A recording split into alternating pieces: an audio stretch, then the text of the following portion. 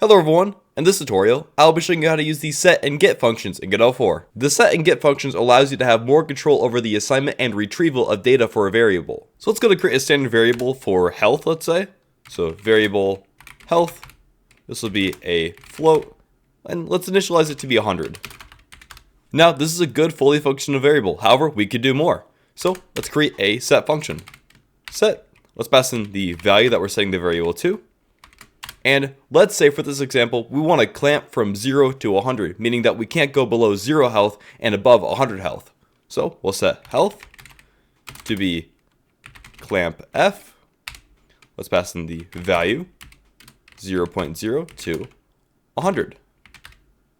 And now we cannot physically set the value of health above 100 or below 0. So let's say we want to set health to 72 and we run this. You'll see it'll work just fine.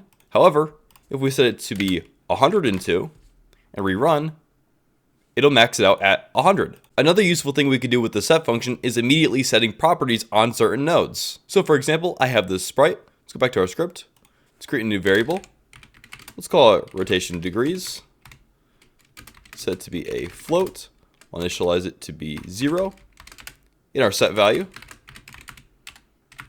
we will reference our sprite 2D dot rotation degrees and just set to be our new value. So in our ready function, all I'm doing is setting rotation degrees to be 45. If we run this, you see our sprite rotated 45 degrees. However, with this setup, you'll notice that if we print out our rotation degrees and run, it's still 0. This is because when using a set function, the value is not automatically assigned to the variable. So we need to write rotation degree gets the value. And this can be very useful in an editor tool setting. So I made the script a tool script. I've exported both the sprite 2D node and the rotation degree variable. Go to our 2D scene, click on our script, and we drag around this value. You'll see it changes in real time. Now let's say our game calculates the total score based off of the amount of coins that we have times 10. So create a new variable called total score. It'll be an integer. And we're not going to be assigning a value to it. Instead, we'll create a get function. Here, we will return coins times 10. And now, if we go ahead and print out our total score, you'll see that we just get 540. Now, one thing the set and get functions are great at is controlling access to variables from other scripts. Currently, I have a normal variable inside of my main node. If we head over to another node and reference the main node, we go ahead and say main dot precious data, we can assign it to be a different value. And if we run that, you see that that changed the value. But let's say we don't want other scripts to be able to edit our precious data. Back in our main node, let's go and delete the value that we currently have for precious data. Let's create a new variable.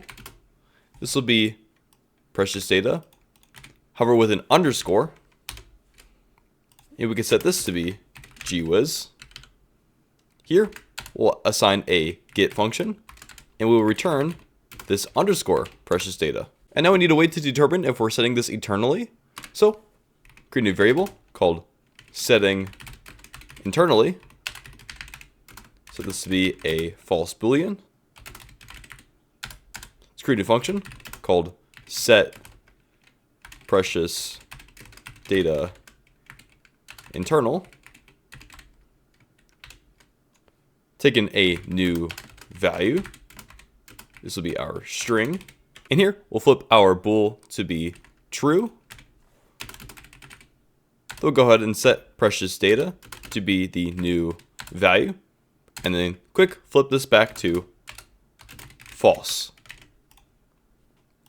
And now we need to create a set function. Get the new value. If setting eternally is false, we'll just go ahead and return and do nothing. However, if it's true, we'll set precious data to be our value. And also make sure we're doing the same thing for our readable value. So underscore precious data gets value as well. So now in our ready function, I'm going to be printing out our precious data. In our other node, I'm going to be waiting 1 second, attempting to set precious data to be a different value, and then printing it out. And here, I'll be waiting 2 seconds, set the value internally, and then print it out. So if we run this now, you'll see that we get GWAS, GWAS, and then our new data that we set right here. You notice that this line had no effect because it was from our other node. Anyways, guys, if you have any questions or comments, please leave them down below, and don't forget to like and subscribe. Thank you.